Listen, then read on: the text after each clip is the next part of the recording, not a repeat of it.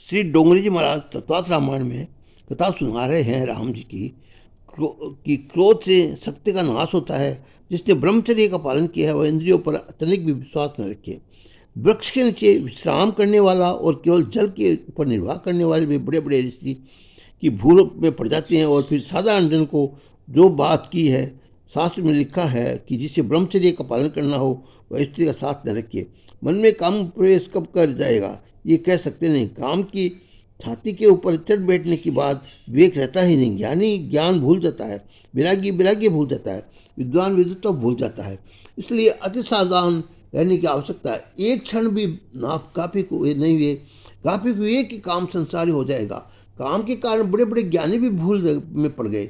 देवी भागवत में महर्षि पाराशर ने स्वयं एक कथा कही है कि पाराशर मुनि ने 60,000 वर्ष तक तप किया। उसके बाद एक बार एक नौका में बैठकर यमुना नदी पार कर रहे थे।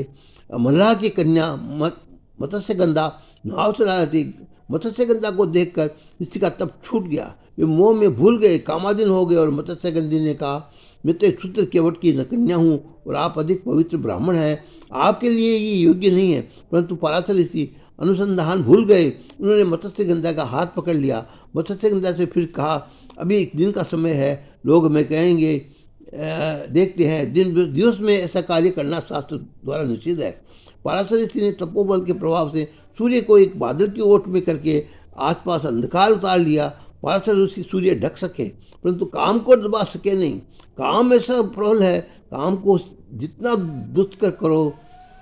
जीवन में अंतिम श्वास तक काम के ऊपर विश्वास करना नहीं।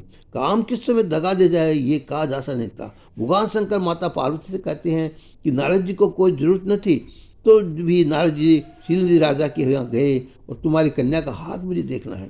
नारद जी की कन्या का हाथ देखने लगे। हाथ को देखने से हिसाब हुआ कि इस कन्या का ब्याह जिस पुरुष के साथ होगा वह अजर अमर होगा, ऐसा योग्य उसकी हस्तरेखा में लिखा होता। नारद जी को लगा कि अति उत्तम विश्व में उन्हें सुंदरी मिले और साथ साथ अजर अमर पद भी मिले, इससे बढ़कर और क्या हो सकता है। किसी की रीति से ये कन्या मुझे मिले तो मेरे सुख का पार न रहे। नारद जी इस समय कन्या के विवाह की करने का निश्चय किया, परंतु एक कठिनाई थी। नारद जी को खबर थी कि मेरे इस स्वरूप को देखकर तो कन्या कभी मुझे वरमाला अर्पण करेगी नहीं। कन्या सौंदर्य देखकर ही विवाह करती है। इससे मोहनी मुझको भरे, इसके लिए मुझे अति सुंदर स्वरूप का दर्शन चाहिए। जगत में अति सुंदर तो मेरे नारायण ही है। श्री हरि का स्वरूप अति सुंदर है, इसलिए मैं श्री हरि से सुंदरता की मांग करूं। आज तक मैंने प्रभु से कुछ मांगा नहीं है, आज मैं परमात्मा से अलौकिक स्वरूप मांग लूँ करूँगा। भगवान का जैसा सुंदर स्वरूप मेरा हो जाएगा जिससे ये राजकन्या सब राजाओं को छोड़कर मुझमें वरमाला अर्पण करेगी। नारद जी ने बहुत दिव्य स्वरूप मांगकर करने का निश्चय किया। फिर मन में विचार करने लगे, अब यदि श्रीहरि का मिलने का बैंकुट जाऊँ उतने में ये स्वयंवर हो जाएगा, यहाँ कदाचित समाप्त हो जाएगा। बैंकुट आने जाने में बहुत समय लग जाएगा, समय बहुत थोड़ा है। मैं भगवान का स्मरण करूँ जिससे भगवान ही प्रकट हो जाए। भगवान को इसी तरह बुला लेना ठीक है। नारद जी को इस किसी भी प्रकार का इस कन्या के साथ लग्न करनी है। इनके मन में काम जागृत हुआ। काम मन को अशांत करता है। नारद जी को विचार आता है कि मैं भगवान से कहूँगा कि मुझे इस राजकन्या के साथ पढ़ने करना है। कुछ मुझसे शिक्षा देने बैठ जाएंगे कि नारद तो अकेला है, यही ठीक है, इस तरह खटपट में क्यों पड़ता है, लग्न करने की इच्छा किस लिए रखता है, तू तो मेरा भक्ति किया कर। सत्य कहता है कि भगवान मुझको इसी प्रकार समझाएगी, इसकी अपेक्षा तो यही ठीक है कि मैं इस बात को उनसे कहूँ ही नहीं। ये बात उनसे कहूँगा तो निश्चित रूप से मनाही करेंगे, इसलिए ये बात मैं सब प्रभु से भी गुप्त रखूँगा। मैं तो केवल इतना ही कहूँगा कि अपना रूप आप मुझे दो। भगवान के जैसा सुंदर होने पर राजकन्या मुझे वर्ण करने ही नारद जी के परमात्मा को स्मरण करने लगे। चतुर्भुज नारायण नारद जी के सवाल पर प्रकट हुए। नारद जी ने परमात्मा का वंदन करके कहा, महाराज आज तो मैं विशेष प्रयोजन से तुम्हारा स्मरण किया है। मेरी बहुत इच्छा है कि मैं तुम्हारा जैसा सुंदर बनूं। प्रभु ने नारद जी कहा, भाई तू मुझसे भी अधिक सुंदर है, मेरा स्वरूप देखकर तो तू क्या करेगा। नारद जी ने कहा, नहीं नहीं, मुझे विशेष काम है, अपना सौंदर्य मुझे दे दीजिए। नारद जी ने पूछा, परंतु तेरी आज ऐसी इच्छा क्यों हुई। महाराज आप ये सब क्यों पूछ रहे हैं, ये सब पूछने की कोई आवश्यकता नहीं है। मुझे आपका स्वरूप साधारण धारण करना है, मेरा कल्याण हो, इसके लिए थोड़े समय के लिए मुझे आपका अपना स्वरूप दे दीजिए। नारद जी के माया अधीन हो गए थे।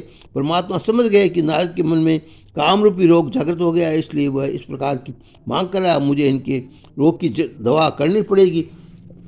रोग से व्याकुल हुआ रोगी वैद्य राज के कुपथ्य मांगे तो वैद्य उसे देता नहीं। प्रभु ने कहा, मेरा स्वरूप तुझे मिले ऐसी तेरी इच्छा हुई है तो ठीक है, मेरा स्वरूप मिलेगा और तेरा कल्याण होगा, ऐसा ही मैं करूँगा। नारद जी के मन में निश्चय हो गया कि मेरा कल्याण होगा तो राजकन्या मुझे मिले, इनमें इनमें ही है। परंतु कृपानिधि परमात्मा अच्छी तरह जानते थे कि नारद जी का कल्याण किस में है, इसलिए तो प्रभु ने कहा कि मैं तेरा कल्याण हो ऐसा ही करूँगा, तुझे हरि स्वरूप का दान दूंगा। हरि शब्द के दो अर्थ है। हरि शब्द का एक अर्थ है विष्णु भगवान और संस्कृत में भाषा में हरि शब्द का अर्थ बांधल, ऐसा ही दूसरा अर्थ होता है। नारद जी तो समझते हैं कि मुझे हरि स्वरूप देंगे, अर्थात परमात्मा अपना स्वरूप देंगे, इसलिए नारद जी ने प्रश्न हो गए। नारद जी ने दर्पण में देखा तो विश्वास हो गया कि परमात्मा जैसे सुंदर दिखाई दे रहे हैं। महापुरुषों के वर्णन किया कि प्रभु ने ऐसी लीला की कि नारद जी जब दर्पण में अपना स्वरूप देखते तो उनको ऐसा दिखता कि मैं नारायण जैसा सुंदर लग रहा हूँ। नारद जी को अपना स्वरूप विष्णु भगवान जैसा दिखने लगता था। अन्य लोगों को नारद जी का स्वरूप जैसे था वैसा ही दिखता था, जबकि राजकन्या को नारद जी का स्वरूप बंदर जैसा दिखने लगा। परमात्मा ऐसी लीला की, 3 प्रकार के स्वरूप नारद जी के दिखाई दिए। नारद जी दौड़ते गए और स्वयंवर में मंडप में जाकर बैठ गए। अनेक देश के राजाओं को लोग महल में एकत्रित थे, ऋषि लोग भी वहाँ आए। राजा के भेष में भगवान नारायण भी वहाँ पधारे। शीलनिधि राजा की अति सुंदर राजकन्या विश्वमणि हाथ में जयमाला लेकर स्वयंवर मंडप में आती है। रुद्र के 2 गण वहाँ बैठे हैं, ये सब भेद जानते हैं। उनको नारद जी का स्वरूप बंदर का दिखता है। वे नारद जी से कहते हैं, महाराज प्रभु तो तुमको बहुत ही सुंदर रूप दिया है, राजकन्या तुमको ही वरण करेगी। रुद्रगण तो उपहास करते रहे, परंतु नारद जी ये समझ नहीं पाए। वे तो ऐसा मानते हैं कि मैं भगवान के समान रूपवान हूँ, इसलिए रुद्रगण तो जो कुछ कह रहे हैं वो ये वास्तविक ही है। वाल्मीकि नारद जी की तो विश्वास हो गया कि एक बार राजकन्या मुझे देखेगी तो तत्काल जयमाला मुझे ही सिर पर करेगी, जयमाला मुझको ही मिलती है। नारद जी की राजकन्या ही चिंतन करती है। नारद जी के मन में इतना मोह हो गया है। राजकन्या जब सखियों के साथ नारद जी के पास आई तो उसे नारद जी का स्वरूप बंदर का दिखाई दिया। राजकन्या को बहुत बुरा लगा कि ये बंदर स्वरूप में यहाँ कहाँ से आ गया। राजकन्या ने मुख फेर लिया, नारद जी को लाए, ऊंचे नीचे हुए, कंठ से आंख खांसने की ध्वनि करके आकर्षण किया। उनको ऐसा लग रहा था कि ये एक बार राजकन्या मुझे देख ले तो ठीक है, परंतु राजकन्या ने एक बार भी उनकी तरफ देखा नहीं। उनको विश्वास हो गया कि ये तो बानर है। नारद जी के से व्याकुल हो गए कि राजकन्या ने मेरी तरफ देखा नहीं। कामांध होकर नारद जी अनुसंधान भूलकर बहुत चंचल बने। नारद जी ने चंचलता का बहुत वर्णन किया। राजकन्या ने राजाओं को वेश में पधारे परमात्मा को जयमाला अर्पण कर दी। नारद जी को बहुत दुख हुआ, वे अत्यंत व्याकुल हुए। तब वहाँ बैठे हुए रुद्र गण हंसने लगे और उन्होंने कहा, अपना मुँह जरा दर्पण में देखो। नारद जी ने वहाँ जाके उठकर जागरते गए। जब ये पृथ्वी में देखा तो दिखाई पड़ा कि मुझे तो वानर का स्वरूप मिला है। नारद जी बहुत दुख किए, रोने लगे कि प्रभु ने मुझे वानर का स्वरूप दिया है। नारद जी का कल्याण करने के लिए प्रभु ने ये लीला की। नारद जी का स्नान किया तो उन्होंने का वानर स्वरूप अदृश्य हो गया। तब नारद जी को अपनी असली स्वरूप का प्राप्त हो गया, परंतु उनको प्रचुर बहुत क्रोध आया कि मेरा बड़ा अपमान किया, मुझसे कहा है कि मुझे तेरा कल्याण होगा, ऐसा करूँगा, मुझे किया वानर स्वरूप की बार मिलने दो, उनको जो भी थोड़ा बता दूंगा। जगत पे मेरी हंसी कराई है, मुझे मूर्ख बनाया है, मैं सबको देखूंगा। नारद जी की आंखें लाल क्रोध से हो गई, होठ फड़कने लगी, अंग प्रत्यंग में रोष व्याप्त हो गया। परमात्मा को साप देने को तैयार हो गए। परमात्मा तो कौतुक करते हैं, इसे जिस रास्ते से नारद जी जा रहे थे उस रास्ते में ही परमात्मा ने सामने से निकले। उनके सामने में एक लक्ष्मी और एक तो दूसरी ओर विश्वमणि थी। देखकर नारद जी आंखें चौंधिया गई। भगवान ने नारद जी को देखा और कहा कि महाराज आप तो तुम बड़े दिख रहे हो, आज क्या उदास हो रहे हो। नारद जी बड़े ही गए, उनके क्रोध की सीमा बढ़ती गई। होशवास भूलकर उन्हें अति क्रोध में नारद जी ने भगवान ने कहा कि तुम किसी की संपत्ति देख नहीं सकते, तुम अपने स्वार्थी हो, कपटी हो, समुद्र संतन हुआ। तब शंकर को जहर पिलाकर बावला कर दिया, असुरों को मजरा पिलाकर लेकर उनको पागल किया, कौस्तुभमणि और लक्ष्मी जी को स्वयं ग्रहण कर लिया। तुम स्वतंत्र हो, माथे पर कोई नहीं है, इसलिए जो मन में आए वही करते हो।